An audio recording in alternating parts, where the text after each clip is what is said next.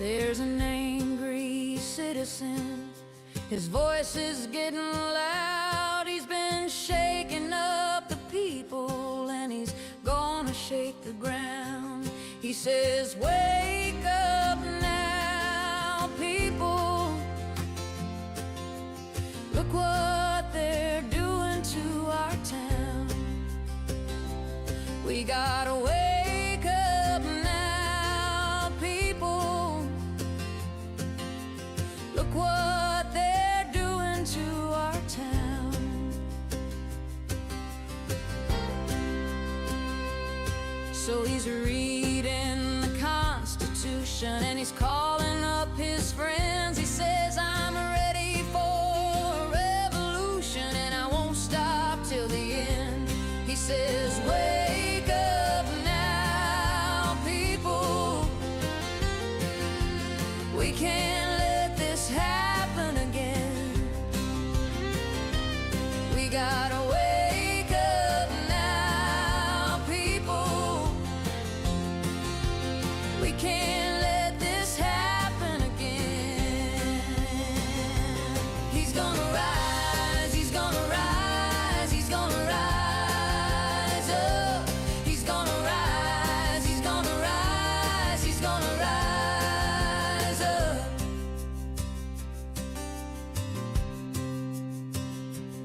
So there's a new king of the country, and he goes by Angry Sea, and he's telling all the people what the government won't let him see. He says, wake up now, people. You can be free like me. We gotta wake up now, people. You can be free like me. He's gonna rise, he's gonna rise, he's gonna rise up. He's gonna rise, he's gonna rise, he's gonna rise up. He's gonna rise, he's gonna rise, he's gonna rise up. He's gonna rise, he's gonna rise, he's gonna rise up.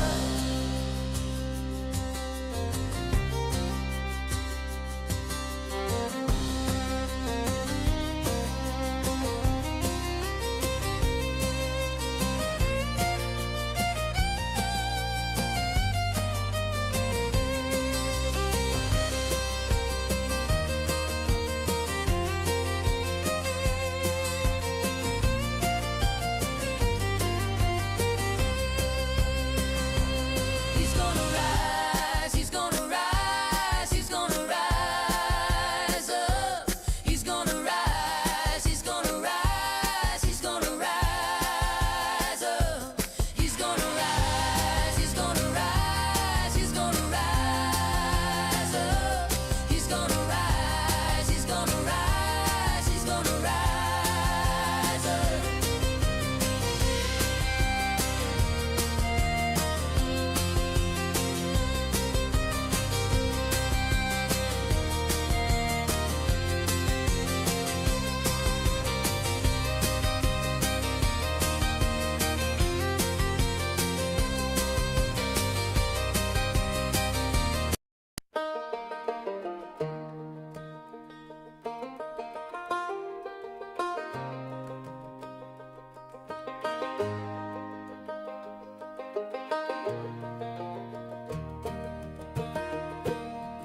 We won't stand for corruption. We won't stand for stealing kids. This is the Tiff and the Punisher podcast, now joined by the angry citizen. This is a powerful trio, set out to spread the Constitution.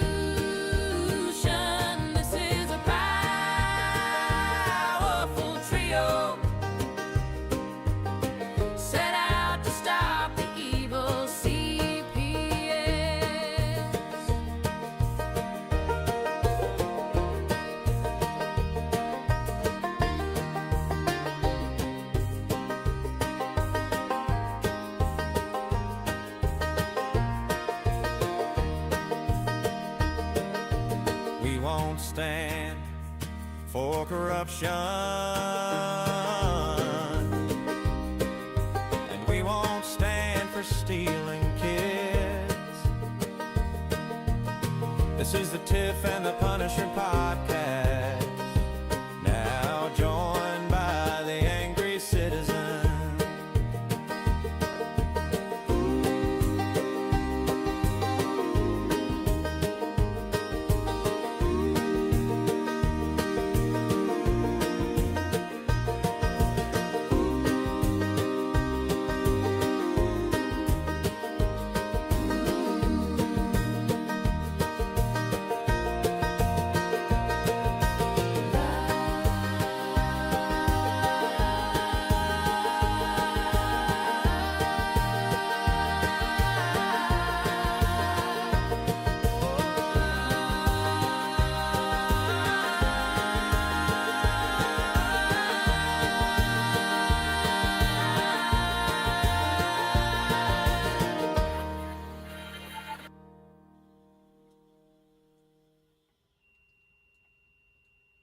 Oh, I haven't heard that song in so long.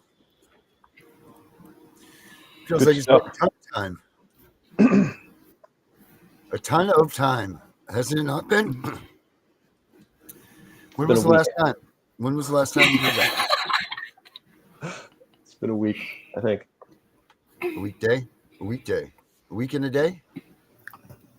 Sure. Is it what day? Weekday? How you been, man? You missed Sheriff Mack with us, brother. Yeah, I saw that one listed there. Yeah, that was How'd that go? it was well. It really went well. Good. Well, Tiff, did you see what happened to Tiff when she saw Sheriff Mack? Yeah, she was Yeah, all that was googly. pretty impressive, right? Like that was let me put that on there. Hold on a minute. We got to watch this again, only because it's one of the funniest things I've ever seen. Let me see. What's the quick way I could do that? Let's see. Tiff can go where at? Let's see where it is on my clips. I got it right here in my short area. This is Dana. This was. I wish you were a part of this. Just this moment that when this happened, because this was just damn. Well, you'll see in a second if you've seen it. If you said you've seen it, but I gotta take my shots at Tiff when I get my shots at Tiff. You know. Amen. They're not. They come very far and few between. So okay, here we go. There it is, right there. Boom. Look at that. Here we go.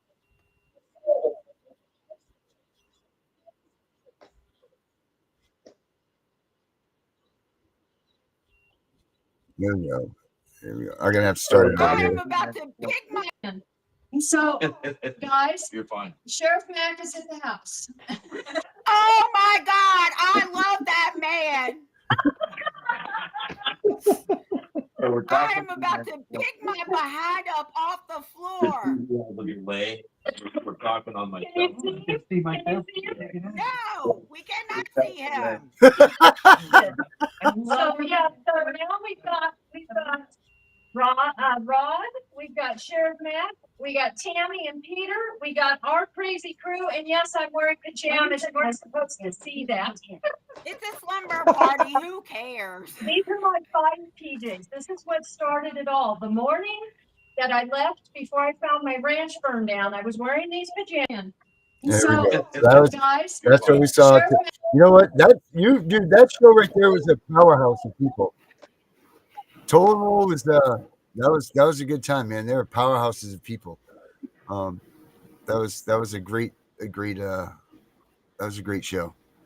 But Yeah, but now we got to get him on our show by himself. yeah, well, we need to get them ones back too, because the more I read Well, about yeah. it, holy smokes, like all of them together, they're a freaking force to be reckoned with, for real. You know, like those people were solid. Billy and John and all of them, they were all.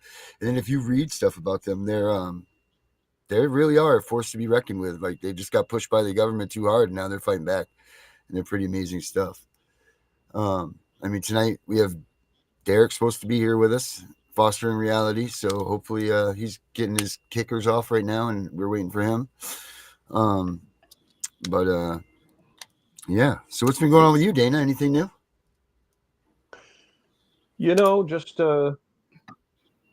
same old, same old. I've been kind of tired lately and feeling sort of anxious and dejected. I don't know. A lot of people, I guess, have been feeling that way.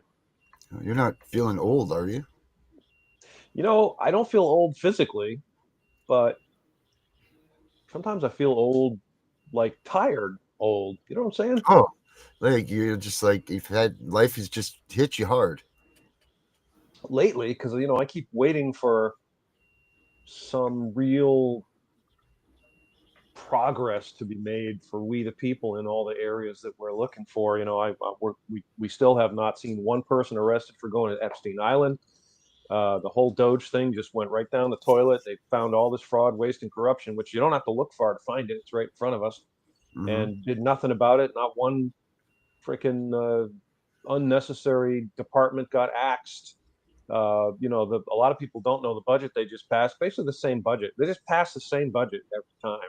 When they pass a budget, they just get the one that was passed previously, and they, But if a Republican is pushing it, the Democrats all get their panties in a wad, and if the Democrats are pushing it, then the Republicans get their panties in a wad, and it's just a giant. It's world wrestling. It's professional wrestling. It's all a dance, and I'm tired, man. I want to see people arrested. I want to see people. I want to see Hillary Clinton arrested. I want to see Barack Obama arrested, charged with treason. You know, and I'm just. Well, they say it's I'm coming, trying to man. keep the faith, but that's what I keep hearing. Though, you see, I'll tell you a quick story about what back when the first uh, election happened, when Donald Trump ran for office the second time. And just so viewers know, I'm not a Donald Trump fan per se. I applaud what he does when I agree with him, and I decry him when I don't, which is what we all should do. And I want clean elections, and I'm not happy about people that have been winning the elections, and no one ever votes for the person I tell people to vote for. Everyone has to vote for the lesser of two evils. We go out, round and round the merry-go-round. So Donald Trump gets beaten supposedly by Joe Biden, which is absurd. 84 million votes for Joe Biden is utterly ridiculous. No one could possibly believe that 84 million people voted for Joe Biden. It's absolutely preposterous. And if they did, then we're in deep, deep trouble, and we deserve to They be didn't. voted I out. mean, but even though there Right. are people that love him, they don't know anything about him. If you ask them, what do you love about? They can't tell you. They can't tell you anything about him. Nothing. Okay. But, and there was a great post on Facebook which claimed that the whole thing was an elaborate setup, that Donald Trump had seated federal agents at the polling places, and that the water there was a secret watermark on the ballots, and there was going to be massive arrests as soon as they brought all this up, massive arrests, and it all looked really good. Okay, clearly none of it was true. None of it was true. So I'm tired, man. I'm tired of waiting for something to Do happen. you feel that it's the American people who are falling short right now, or do you feel that it is Yes. that we're not following Donald Trump's Donald Trump is neither here nor there. This is what we can't seem to understand in this country, is that we have all the power, we have all the authority. We're from the county level up. Our power is absolute, our authority is absolute. The federal government works for us. And we don't have to support or hate or love Donald Trump. It's a false dichotomy. All we have to do is, when he says, I'm going to do this, we need to say, yes, Mr. President, I agree with you. Or, no, Mr. President, not cool. Don't agree with you. That simple. We got to call these people, all of them that work for us, pick up the phone, call them, tell them how we feel, write them letters, tell them how we feel. We don't do it. That's why we are in so much trouble. We've let this happen. It's happened on our watch, and it's not going to be magically fixed from the top down. That's what people want. They want someone who, Donald Trump gets elected, goes in, powerhouse, fist swinging, cleans out all the corruption, throws people in jail. Yay, we win. That's a foolish way to hope for success. It starts at the bottom. It starts with we the people. Right. We need to get back into the town governments. We need to start going into the town hall. We need to start working our way in that way. And then we build up. Right. We build ourselves back up. And it might take years. It's going to take years because it's like starting from ground zero. It really is. I mean, maybe we'll get a couple of good people. Maybe you can hop up and get into the Washington Senate or the, like that style, but it's going to take a long time unless, like in the CPS instances, just blow the whole damn ship up. Scuttle the ship. I mean, for sure, there needs to be elimination, massive elimination. And when Doge was talking about doing this, people were so mad. And I said, why are you mad? This is the people that are ripping us off. Look at all the departments, all the unnecessary departments that we, the people, pay for, the exorbitant salaries. Look at, housing and urban development and the Bureau of Alcohol, Tobacco, and Firearms. What the hell do we need a Bureau of Alcohol, Tobacco, and Firearms? Those are all legal. None of those things are illegal. Right. Right. And one of them anyway comes from your Constitution. So what the hell is that? Right. Yeah. It's ridiculous. So where do we have that? So we're paying, how many people, I could ask Grok how many people work for the Bureau of Alcohol, Tobacco, and Firearms. How much money is it costing us? Right. And America, ask yourselves this: do you have money in your budget to pay for that? If it required you to, let's say that the government didn't collect taxes, you just send it in, right? So you get your paycheck, you take that money. I want you to take that money and I want you to fish out a 20 or a 50 or 100 and send it off to Washington so they can have the Bureau of Alcohol, Tobacco, and Firearms. Would you do that? Fuck no. No. I see put the link in there. I see it. No, absolutely. You know what? I watched this dude talk about this the other day, and I forget what the guy's name is on YouTube, but he goes around and he's kind of like an auditor or whatever, and he goes like this. He goes into the town hall, or the city hall. I think it was in California somewhere.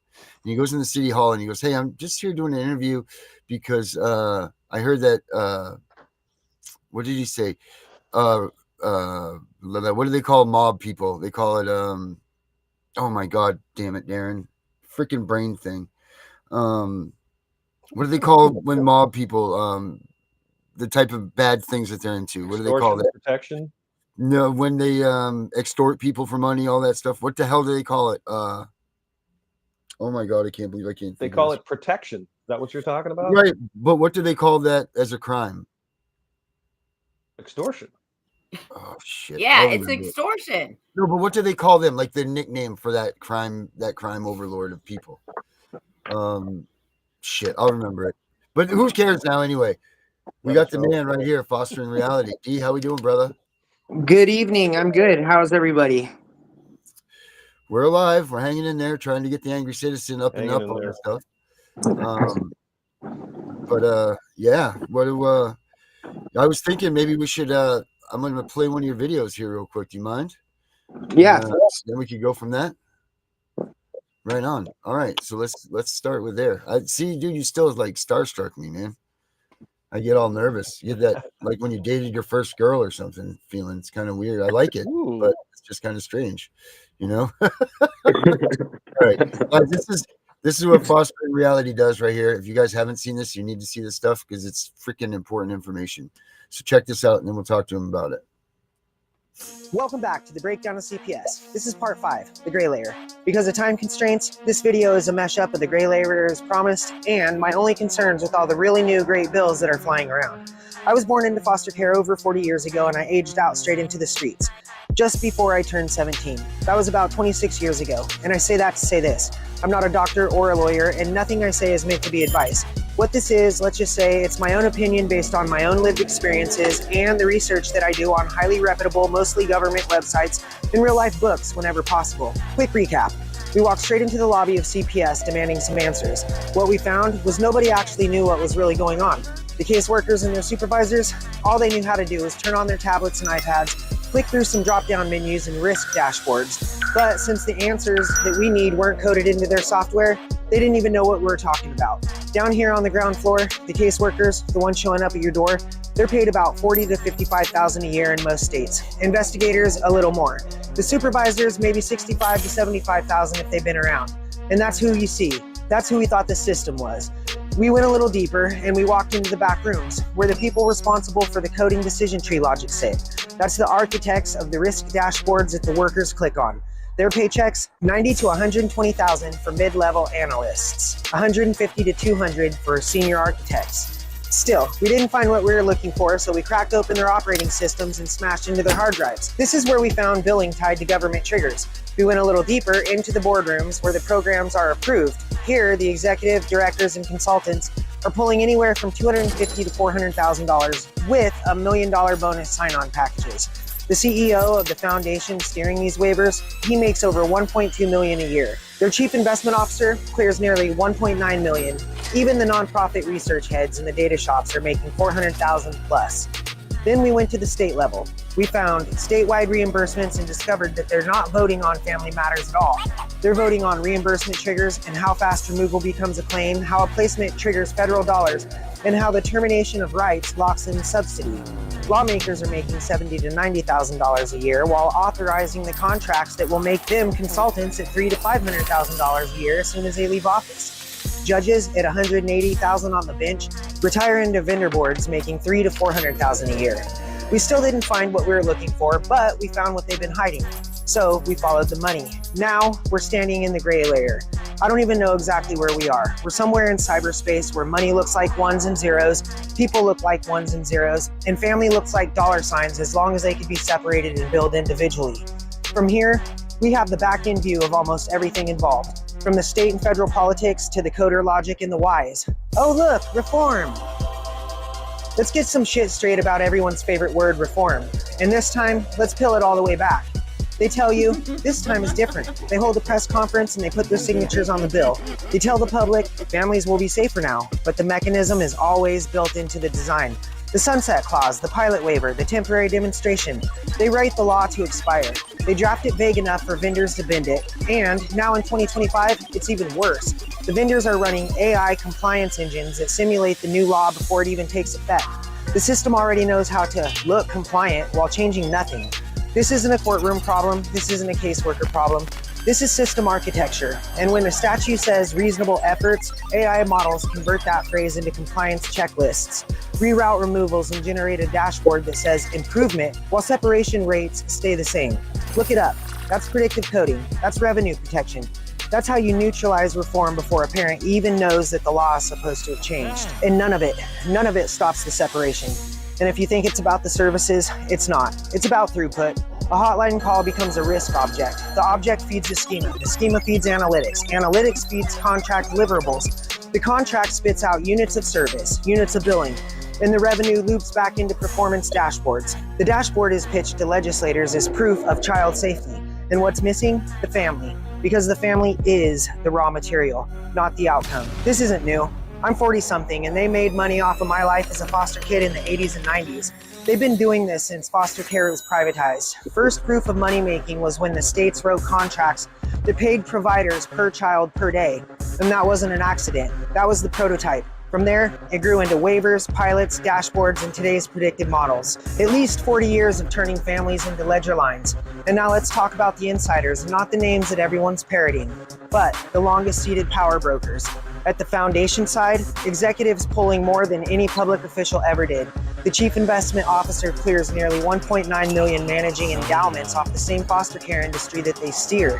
Their EVP of system improvement sits steady at $580,000 plus. And these aren't government watchdogs. These are industry bosses.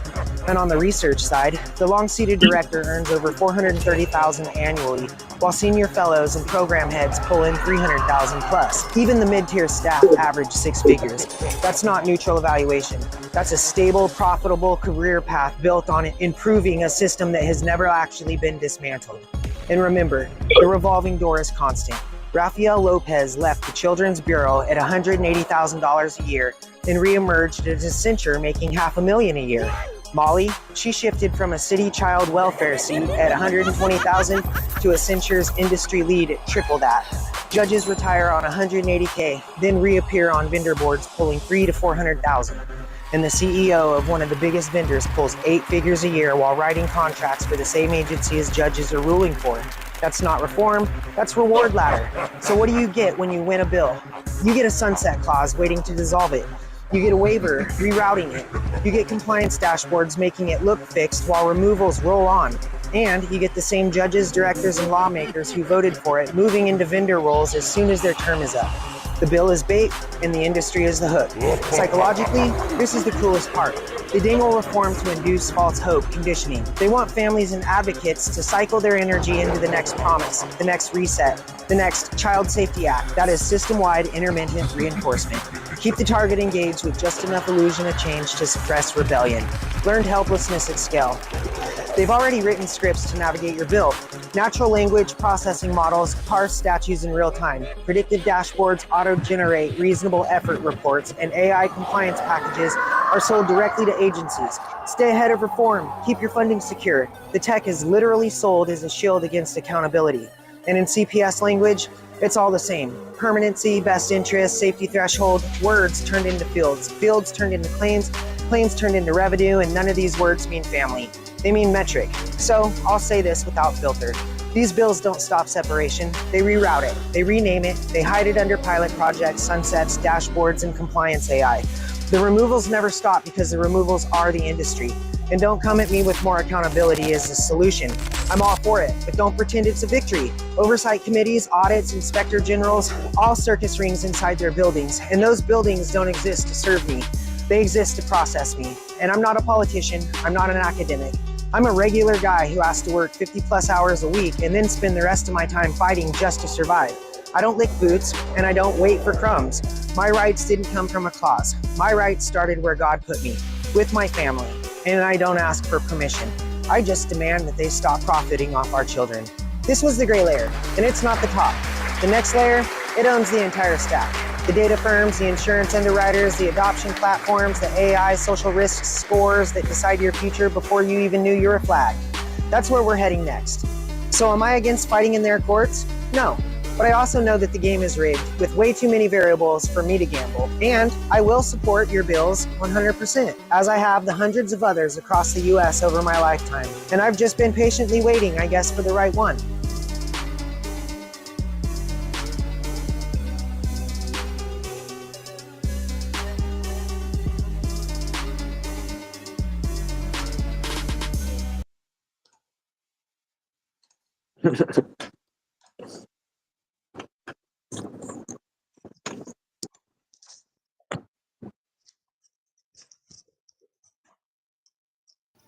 I don't hear. That's some powerful stuff, man. That's some real powerful stuff. How long did it take you to realize that that's what this was all about? Before I actually aged out, I knew that they were making money on me. In my life, like at first, one of my videos I talk about where I think it might have been in the start of this one where I say like at first I was routed to foster families that were in the good graces of the SCF or DHS or CPS. That was because I was a really good kid. I grew up in foster care, so it was my normal. I sat still, I was quiet, I sat in counseling, I took medication, whatever it was. And then as ADHD was being presented like in public schools, um, I ended up getting selected as being, attention deficit and hyperactive, which I was not. That's when I really first realized. And then I started moving homes. I went into group homes, and then it was boys' ranches, and then drug rehabs when I hadn't even. I mean, I learned about drugs in drug rehab.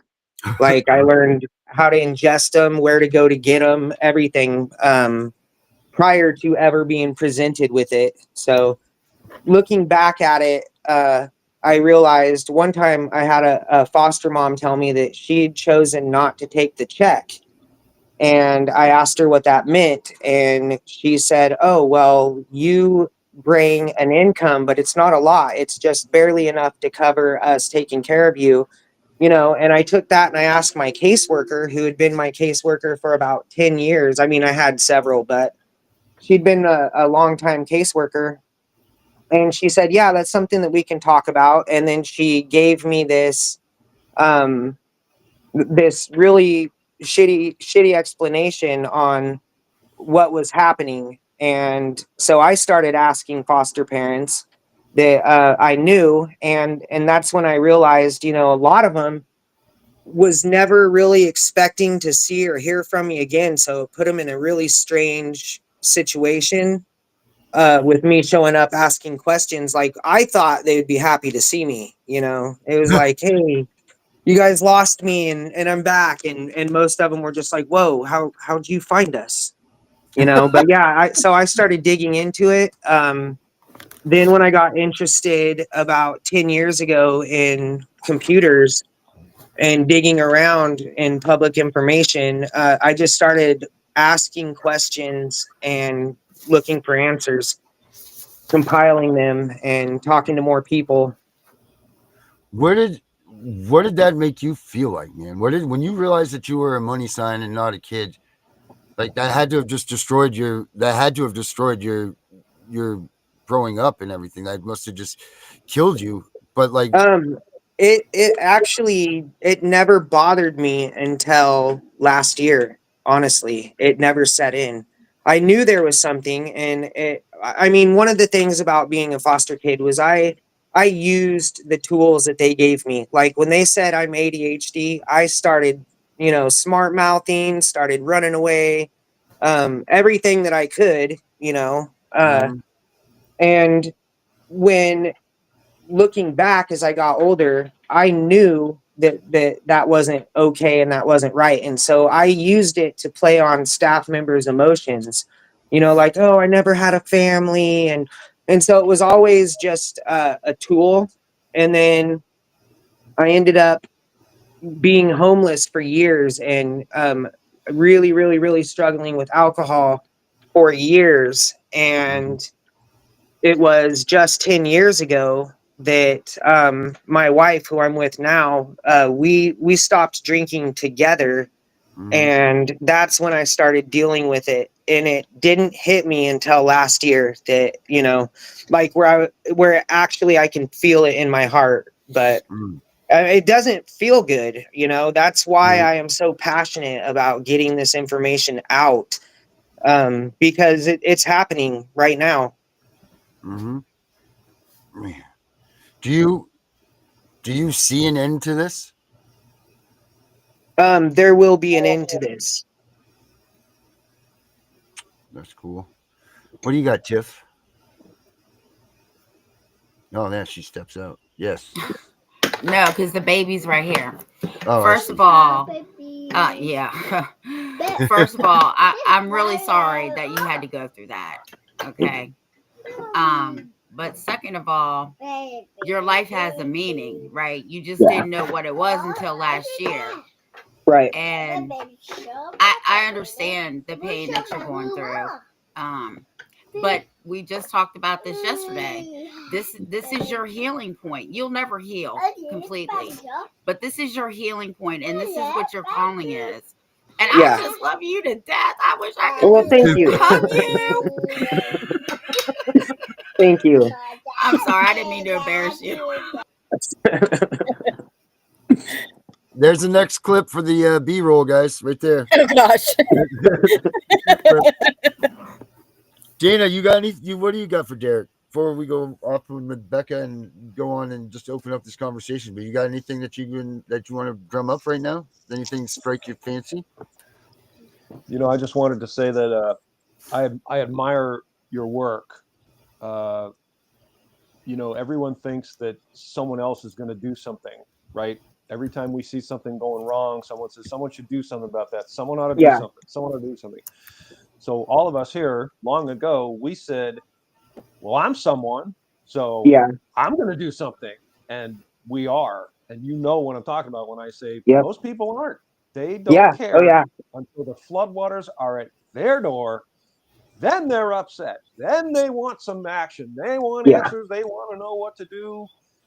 Yeah. So, your work has the potential to have a profound impact and maybe even best case scenario, take down this fucking corrupt system once and for all.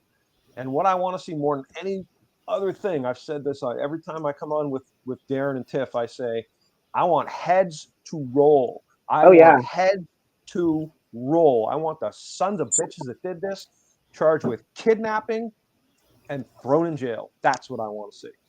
Yeah. Mm. Yeah. I also want to say that for years on top of, I've been fighting this CPS people for 36 years, okay? So I understand. I don't understand the ins and outs because I didn't go as deep as you did. But when people say to me, well, why don't you want kids in foster care? No kid should be in foster care because all they are is a dollar sign. And people never, ever believe me. And I'm glad that you're out because people don't believe us, right? They Right. don't believe anything that we say because we weren't in it. But we know the system. So you can't tell us we don't know, but you're living Right. proof. Yeah. You just verified everything that we've always said. Mm. That's great. Becca, what do you got, Becca? Anything? Uh, yeah, I mean, him and I talked a little bit on TikTok today, but the work that you do is admirable for sure. Thank you. You sparked something inside of me myself to start digging into what you were saying and everything you Mhm. said. And I mean, everything you said, 100% legitimacy. It's true. Oh, yeah. I Yeah. mean, It checks out. Yep. the money, and my neighbor is 84 years old, and she was a foster mom for like 30 years. And I told her the other day, I was like, I think I might want to ask you a few questions. I'm like, because she was telling me, she's like, yeah, she's like, I used to get 500 for this kid every 2 weeks and a Mhm. 1,000 for this kid every 2 weeks. And I'm like, oh my gosh. I'm like, I get the industry, but you're stealing people's kids. You're taking kids Yeah. away from It's loving families and, their homes. I mean, over from by people who don't even have children themselves half the time. yeah. Mm-hmm. Yep. It's not what it's not realistic. Right. How can somebody judge who isn't even in that position themselves? Yeah. Steve, what do you? Here's the question: what is it going to take to break the machine? I mean, you know the ins and outs. You know the stuff that we don't know, for sure, because you've lived through the system yourself. And I mean, Um, to break down that stuff, what's it going to take to top I it's gonna take a lot of people, people like you guys who know the ins and outs of the court system. That's the way to get in. I'm thinking. Um, I think right now I'm working on challenging the code itself in court. That we need to see the peer reviews, we need to see the false positives, we need to see the other end of it, because according to the literature that is provided by these companies, um, they aren't designed to do what CPS is supposed to do, which is stop kids from being in imminent danger or whatever. Right. right? That does not come up on any of the software. That's not on the dashboards of anything. So if kids are being removed based on this code, um, the code is, the code is wrong. The code is lying, and they're lying to the people who are backing it.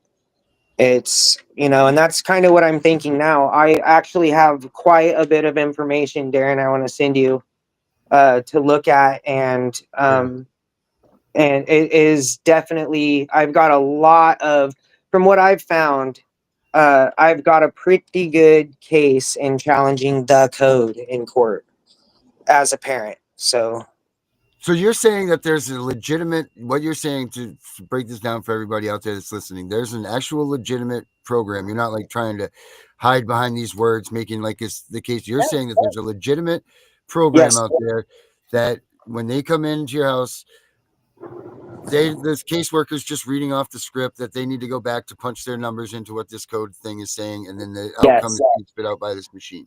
So it's yes, not that's even what I'm saying. So And it actually starts before that. There are so all of our public services feed into national statistics, which is drawn from by these dashboards, these operating systems. So they know, like, they know the poverty rate, which is one of the things that they base their algorithm on, of each area, not just a sweeping across the country, but each neighborhood.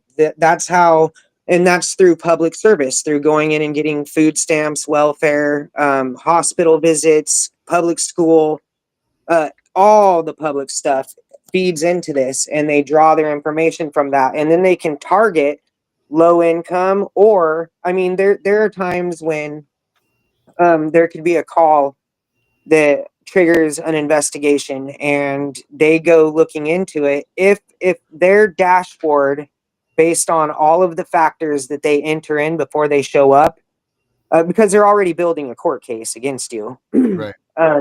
So if their factors say, excuse me, I just lost my train of thought again. No, hey, I don't understand very much so. Where was I? Yeah. I get it, Who of man. us has not done that, right? Yeah, so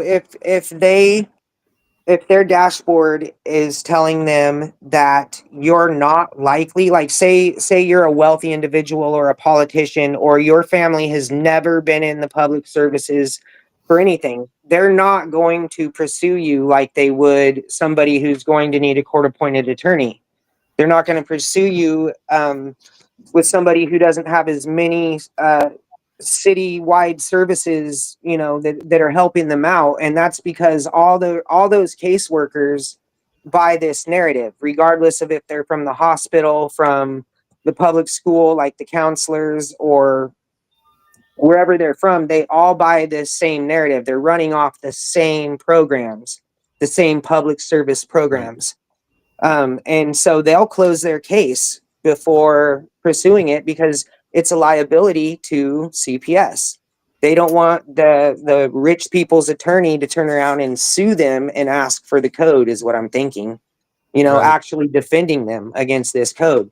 And the other thing, real quick, what I was mentioning about this You have code as and much why I time think as you it's a want, man. thing, is because I don't know the exact rules of cross-examination, or, having to be able to talk to your witness, or not your witness, but the person who's trying to prosecute you, the allegation, the victim, or whatever it is. Mhm. But that at this code, not the caseworkers, not the counselors, not anybody is saying that you are this threat and can't prove it. That's where, I'm thinking this is how we could break the machine, honestly. That Mhm. I've also discovered that there are standards for terms like, counseling terms for, you're so crazy, we have to take your kid. Mhm. That doesn't show up with any of the counselors that CPS would send you to for an evaluation. They're doing what's called an impression evaluation. So they're not even giving you like the standardized legal test. They're giving you basically the test that works with the algorithm.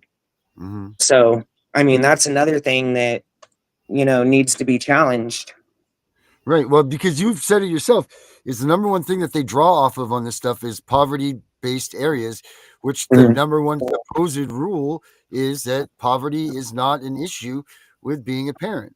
But you've Mhm. even said it, like that's what they're driving this off of. So clearly, we understand that they're attacking people with less money because they can't defend themselves, right? Like, so we know this. And Yeah. then the people that are vulnerable, the people that are, like, and all of these rules, they come out in their face and they say, whoa, whoa, whoa, we're not doing this. We can't, we know that this, because we have the oversight committees. I mean, we have oversight committees here in the state of Maine that came out with the final report that says substance abuse amongst parents is not neglect, all of these things, Right. spanking with your kids are not neglect, all this stuff. But yet, if you look at the cases in the state of Maine and all these other places, you're going to find substance abuse, you're going to Yep. find domestic violence, you're going to find, these things. And it's a rigged system. You're absolutely right. Because once they can open up Pandora's box, man, that's what they've got. They've got you. Substance abuse is that's the killer, I think. Like that was created back in the Dare days. And that's why they created Dares to get inside the home so they could get to the kids, the whole thing. Like that's what went on with this. But the second they say substance abuse, the race, they got you. They've got you because number one, you're gonna relapse. If you're serious about your recovery, anybody that's into recovery knows that the number one rule of recovery is you're gonna relapse. So get over it, deal with it, and move on. Don't hold it personal. Like it's gonna take place. It's not, but so when you're in CPS situations and you're going through recovery and you relapse, that's a penalty against you. But that's not the way recovery is supposed to work. And also all this stuff says with the recovery stuff is in their old Title IV fundings and the American Safe Families Act says that the kids go with you when you go to counseling. The kids are put into place with you. None of this stuff happens, but they still get this fund. So like they make it look all pretty and beautiful. And in all reality, like you say, the system's already won. So the bottom line here is you don't stand a chance from the gates. As soon as they get their hands on your kids, you're screwed, right? Is that pretty much what you're saying? Yep. Yes. Like, so I was just looking at, all of my stats. Some of them need to be updated, but what I was considering for one of my next videos is actually showing what the perfect case to a CPS, to a caseworker would look like. They would tell you it would be a family that needed some assistance and got what they needed. They went through the parenting contract and they got their kids back and live happily ever after. But in reality, the perfect case for them would be a 5-person home, a mother, father, and 3 children. Label each one of the children with something different, attention deficit or, hero composite complexion or whatever it's called, all kinds of things. And then trauma with the parents from childhood. Maybe one of them drinks or had a DUI 3 or 4 years ago. So you want them to get an alcohol evaluation. And then the other thing with these tests is once you go do these evaluations, there's nothing therapeutic for you in it. They have codes that they are filling. Like they're looking for you to say something so that they can meet that code. They are not trying to help you sort anything out. No. That's not at all what's happening there. And a lot of people open up when they go to those counselors. They open up thinking, okay, well, I'm here. I'm going to go ahead and say this. But that counselor doesn't hear you. What he hears is, okay, we can put, that they're crazy in this way and that way. And, they're actually looking for their terms that pays the bills. Right, the billable terms that they can say. Yeah. That's just disgusting. So they don't want to send me to counseling because the last counselor I had, let me tell you what I said to her. Okay. And I was being honest. Okay. Now this is after my little rendezvous with the federal penitentiary, right? She's like, so Rendezvous. so what do you want to do now? Now I was already mad. Okay. So I said, damn, I really want to be a hitman for the mafia because I got people on my shit list. She refused to see me anymore.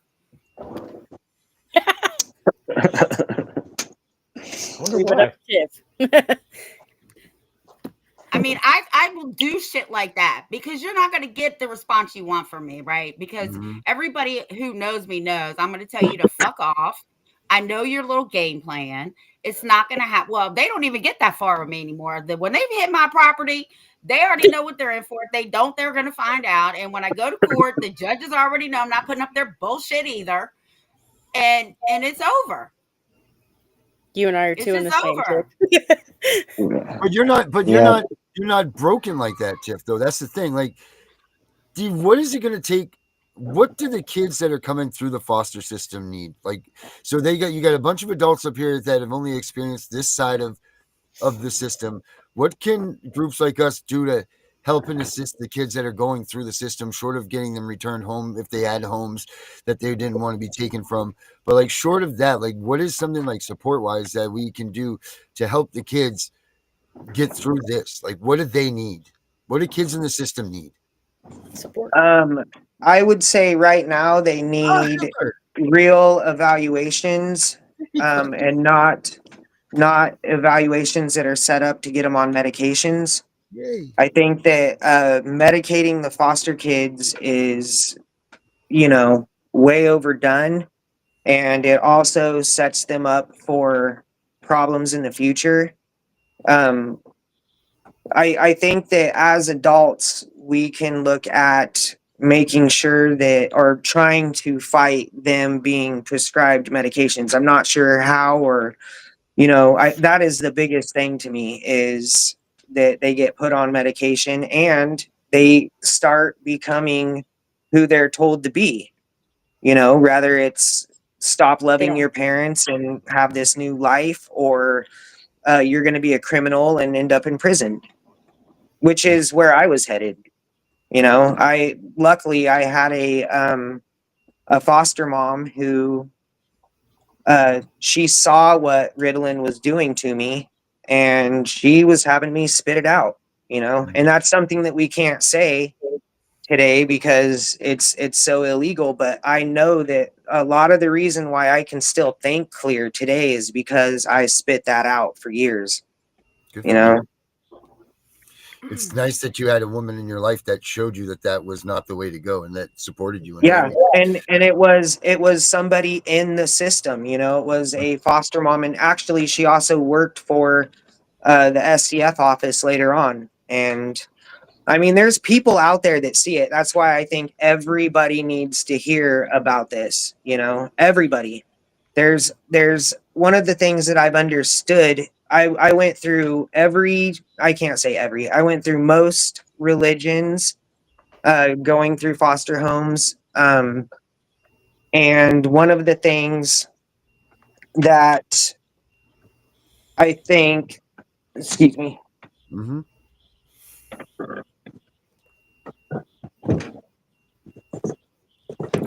Down. sorry about that. No, no worries. Dog's knocking everything over. Where was I? You were talking about what we're gonna do to help the kids come back through the system. Oh, medicine stuff. yeah.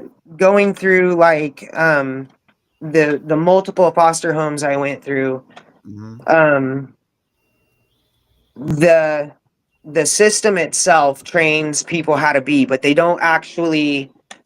Um, I don't know if I can explain this. I've never tried explaining it. So it's unnatural. I can start there.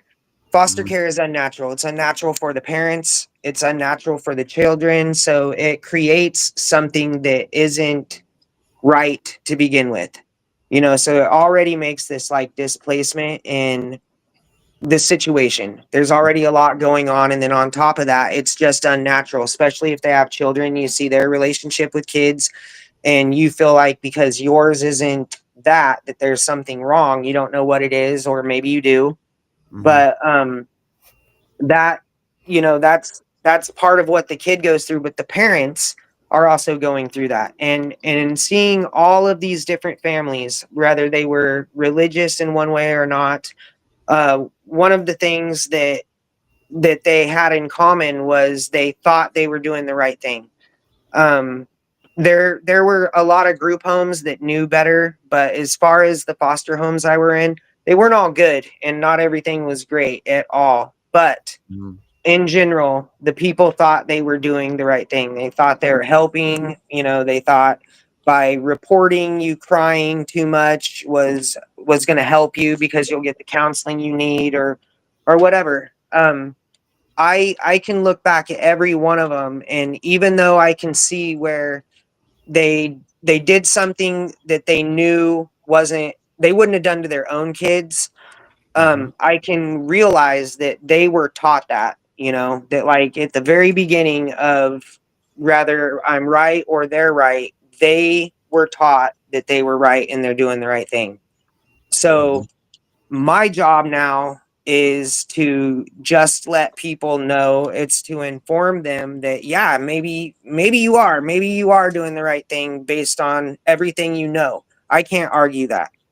Mm-hmm. But look at it this way too. Like here's a perspective that maybe you didn't realize. We're looking at the exact same thing, and now do you see it? That's Mhm. kind of what I'm trying to do. Mm-hmm. And I think you're Do doing you, a good job, to be fair.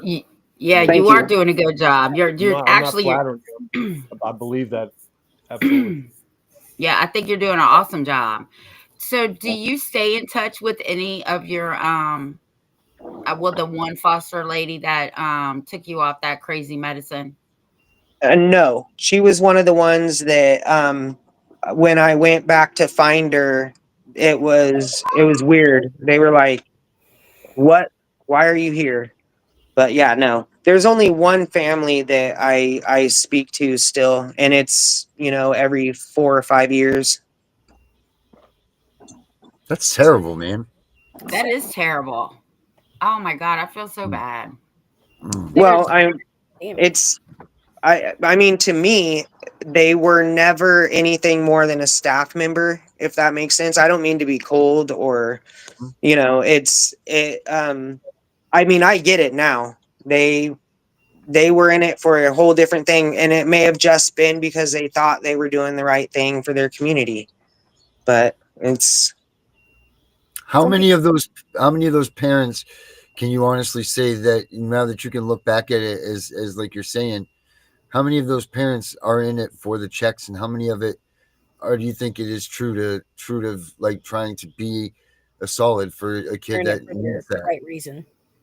um I would say most of them aren't anymore, but the one I know of that is definitely in it for the money. And actually it was the same one that helped me, cheat the pill.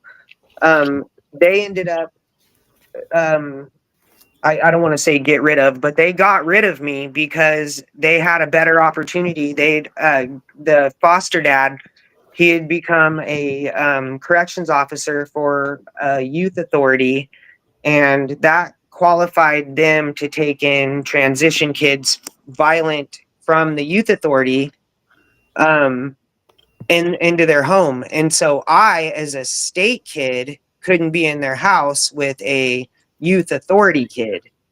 And Mm-hmm. so I had to go so that they can make more money. And they're still pumping them out like that today.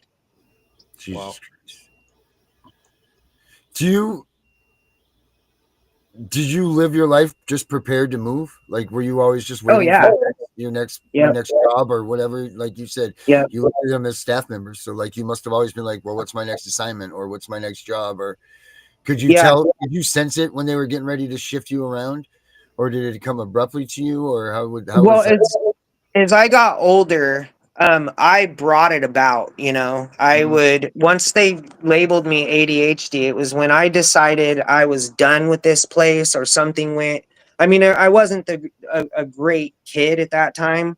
I used everything they gave me, and if I didn't like them or something that they did, then I would run away or I would act out or I would steal or talk back. I was real smart ass and cold. That was Shocking. the other thing is they would try to be like, oh well, we're trying to give you a good blah blah blah, and I would just throw it in their face, and it's um Because they don't prepare them, right? They don't prepare these foster families for what they're really getting into.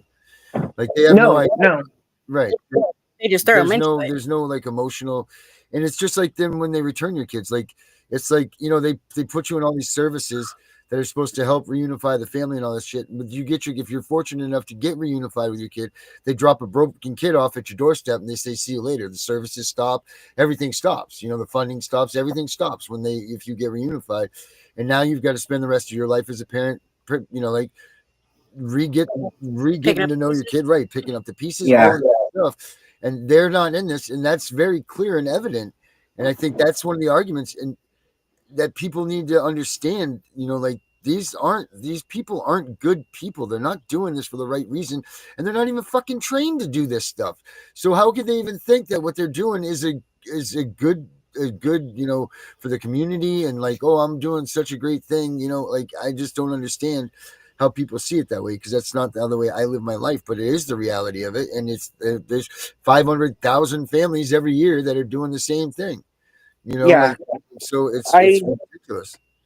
I look at that and I I see like that right now. Sorry, right now I don't see how anybody could not see what's going on. I mean, I look at at at the services, I look at everything, and I cannot imagine going into this today saying whether you're a caseworker or a foster parent, you go in and say, I'm doing it to help the kids.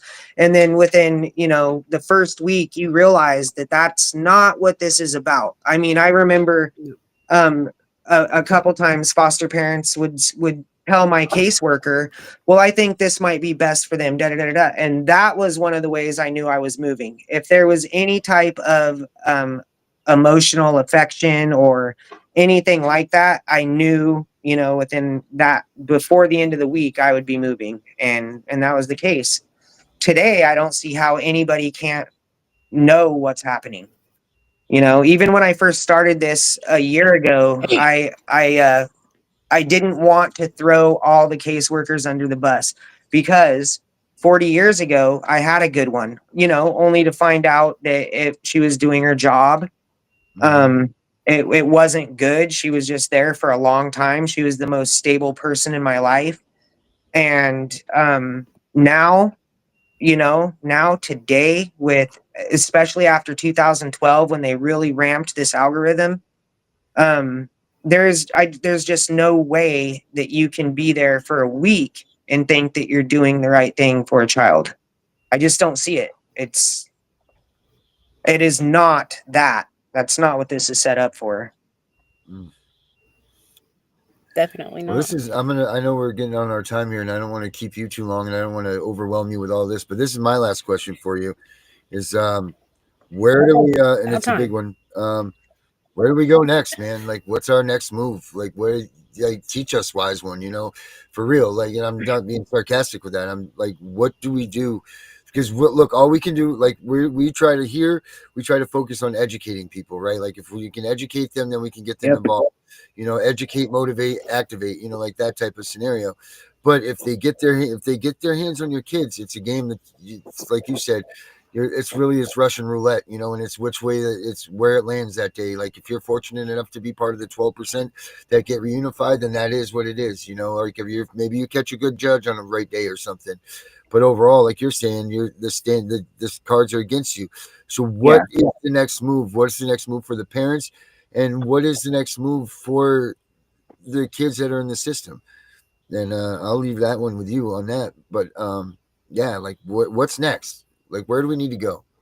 Um, I think a good place for us is to dig into this code and get it discredited completely, get it Mhm. exposed, and I'll send you over what I've got, this Right on. paperwork and the challenges in court that I've come up with so far for Oh, it. excellent, excellent. Um, yeah, you guys, you can pass it around and crack into that, and then Oh, yeah. for the foster kids still in the system, I mean, I say this and it's cold, but you got to be your own hero. Nobody's coming to save you yet. Right. That's you got to Well deal said. with that, and the reason why is because there may not be anybody there in the next hour, and something could be going wrong. You just have to be you have to be ready for that. And if I could have been told one thing in the entire time I was in foster care, I wish it would have been that. I wish it would have been, you've got to save yourself. And Save yourself.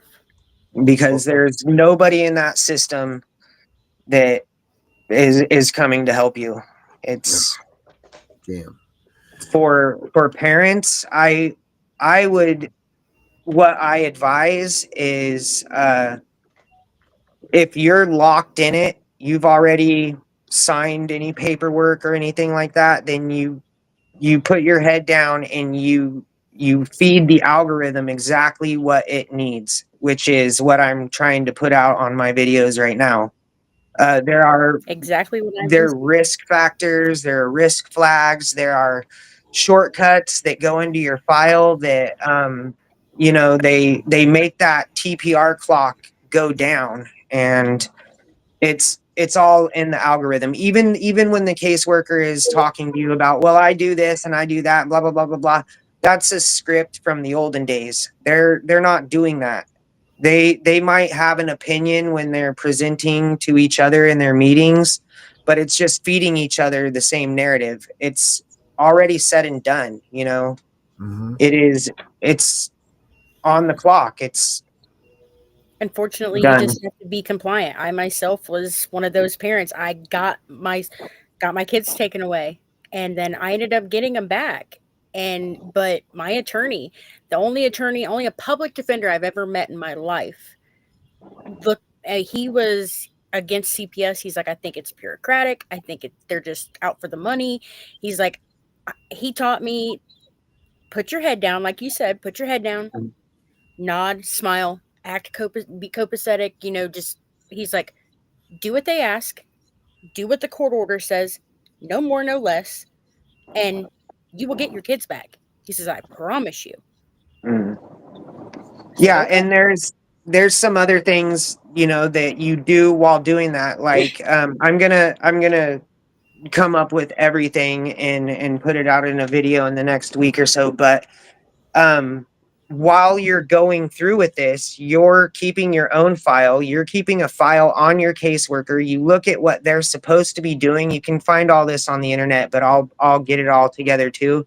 You find out what could get them in trouble, what people have taken them to court for in these cases, and one, you look for that, and then as you're going through doing your services, you're dropping evidence into the file so that when they screw up, and hopefully they say that you have some mental disorder, because now you're covered under ADA, and if they're not complying perfectly with that, there's more ammunition for you, and you've got all the evidence. And then when your kids are safe, when you've got what you need, rather it's a better defense or you've got them returned to you, then you drag them right back into court and you hold them accountable with all of your evidence, and their wrongdoings. And I mean, they can't hide behind immunity with a lot of the ADA stuff. And what I'm finding is that if they're just following the code,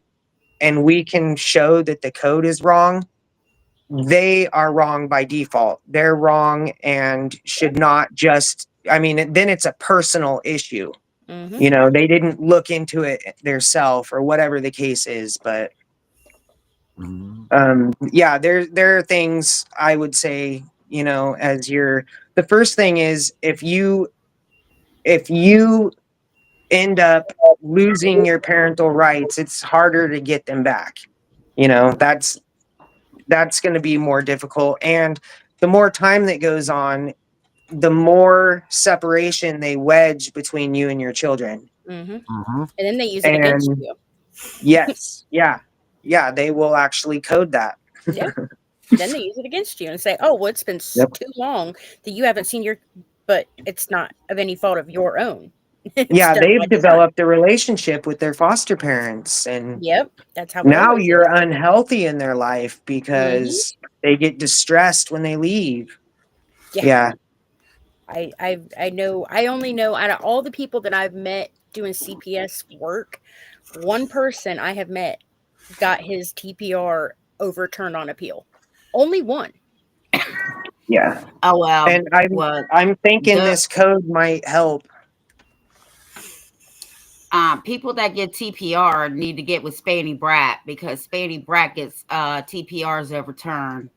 She just got some more kids home. I think 4 or 5 last week. I mean, it's crazy. I mean, and like he was literally married to the kids' mom, and she got TPR too. But because he wasn't included in the case plan, the appellate court said, "Well, you can't remove his rights." But yet they can do it to the mom that he's married to. That's Yeah. crazy. Just crazy, just craziness.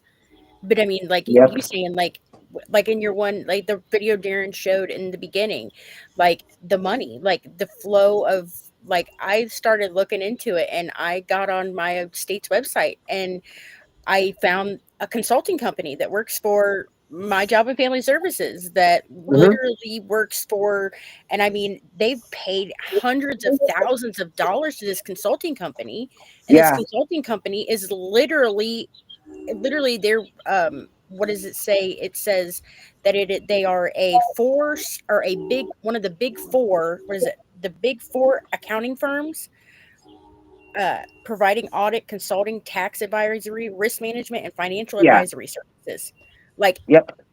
and that's for the foster care program. That's what they're Yeah. implementing in the foster care program.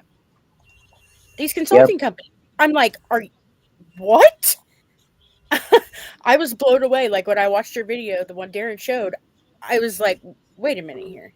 So I started looking, and I'm like, um, there's like over two, like one transaction over $200,000 Yeah. Mhm. put towards foster care program Yeah.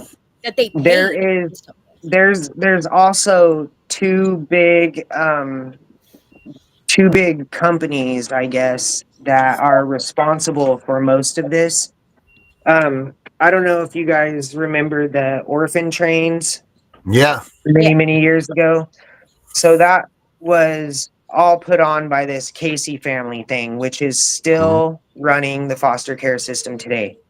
Casey family. And when I scroll up in that video that you showed, I had to leave out some of the letters because that alone blocks the algorithm. They've got billions of dollars into TikTok and everything else that scrub their stuff, and you can find that online too. But yeah, Casey family and Chapin Hill are two of the biggest reasons we're doing this.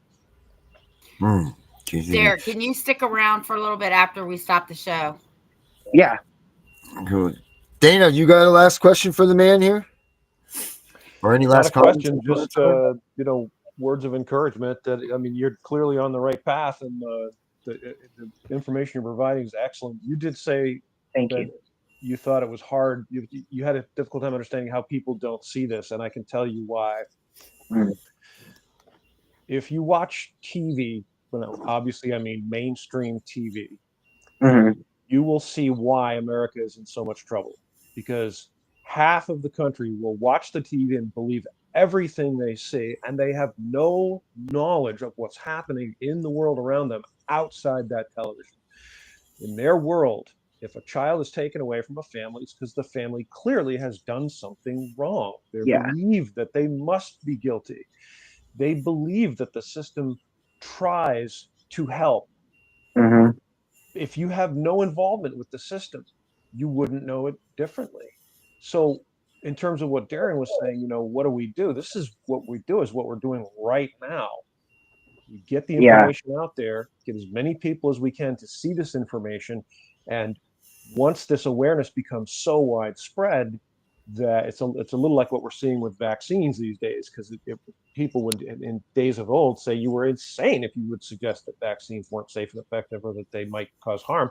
Nowadays there's so many people seeing it with their own eyes that they can no longer deny it. Yeah. And the most important thing I can say is to everyone in America is to know your rights, and learn how to talk to people, agents, law enforcement, because the entire basis of this is completely fabricated. Government agents do not have lawful authority to kidnap your child. They're going to say they do. They're going to act like they do. They're going to quote all of their rules and their mandates and proclamations and orders, but none of that has validity. It has validity because they make it have validity. See? And the courts enforce it because the courts are corrupt.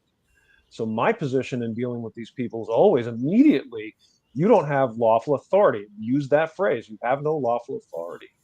And it may or may not help you. The guy that's robbing you doesn't care that he doesn't have lawful authority to rob you. He's going to rob you anyway, right? But it can't hurt. And it's, in my world, that's something we all ought to be really, really focusing on and emphasizing, because if we can remove this premise, remove the thought process that allows the agents, the enforcers, the law enforcement, the court systems, all to function as if this is a valid premise, we take that away, and that completely invalidates the entire system. Yeah. And I'm Dang. not suggesting that's easy. It is not clearly No. easy. You have clearly shown us this system is entrenched. It's a fat trough of cash. Love Dana. Tiff, what do you got for him? I'll go to Becca and then we'll come back to you. Becca, what do you got for the D-Man for last questions or whatever you got, comments, questions? I mean, I don't really have a question. I mean, I just know that, I mean, what he's saying is, I mean, it's correct. I mean, my daughter came back totally different from, when she was with my sister. She wasn't even in foster care. Wow. And she came back completely traumatized. I mean, for 2 years, I couldn't leave the house without her. Separation anxiety. Mhm. And just like, and it does something to their mental health. And I mean, and I've told CPS workers myself, you guys don't even know what you do to these children. You just drop them off on our doorstep after you give them back and say, here you go, deal with this mess that we've created. Yeah. Mhm. Well, now you're going to figure it out. So then they think, I believe, this is how I feel, that they think that then we'll reach out and want to engage in their services even further because now we need help. Yeah.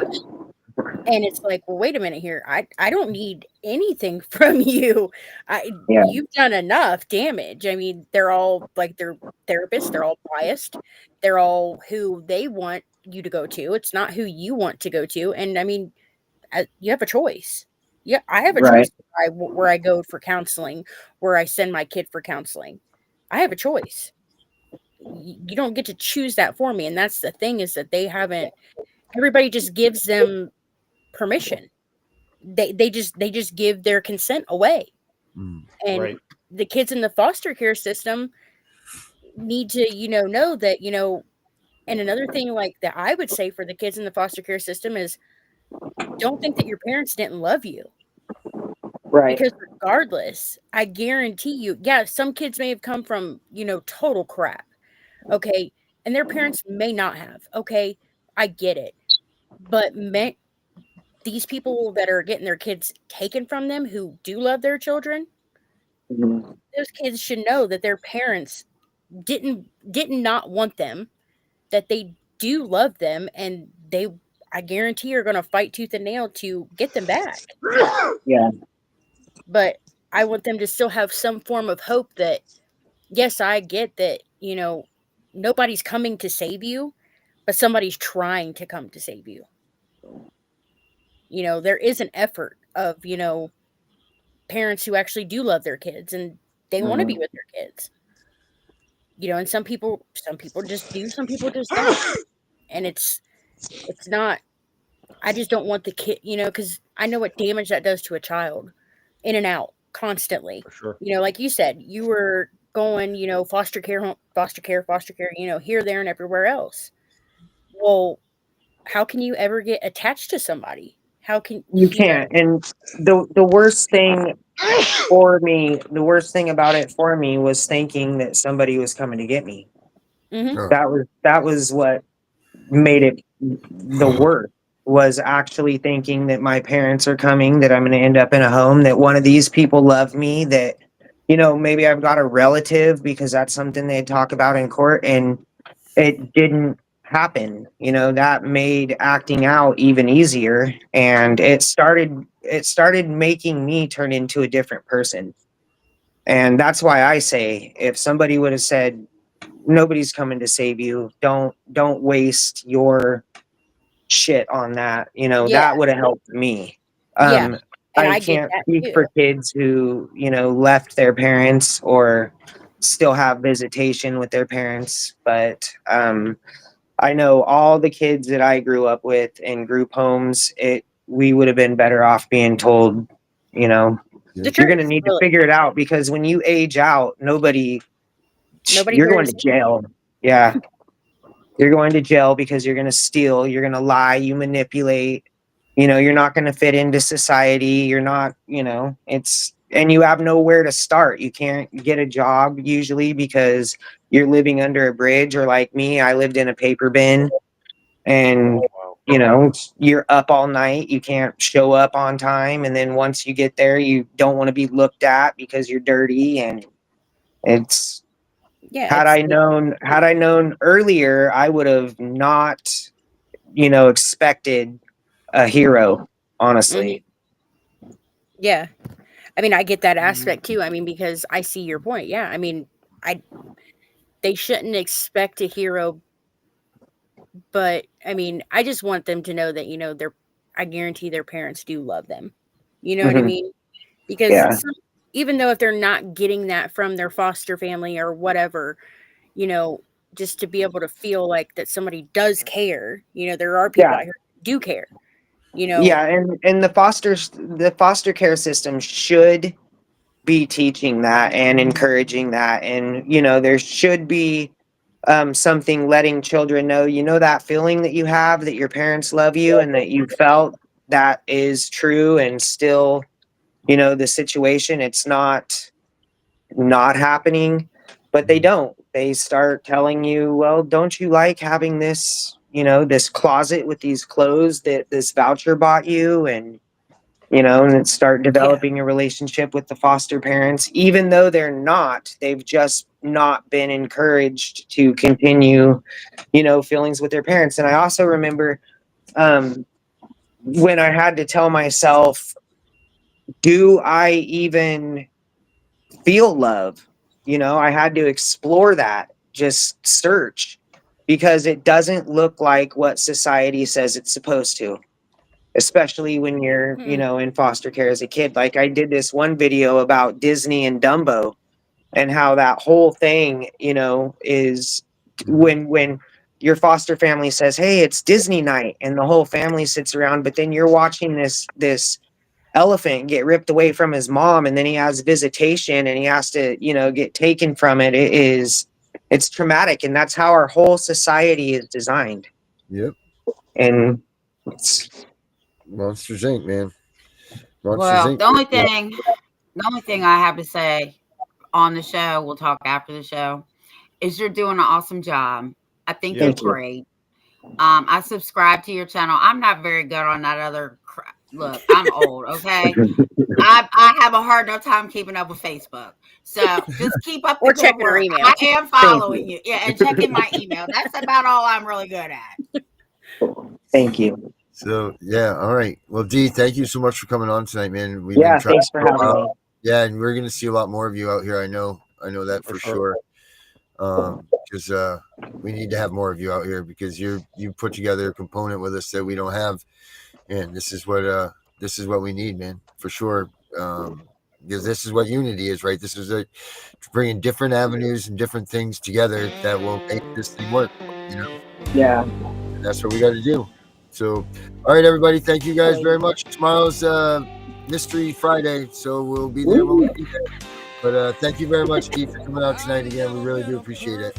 And then hang tight. We'll get over the song and we'll be in the back. I put the car for the horse. Can I say hi, baby?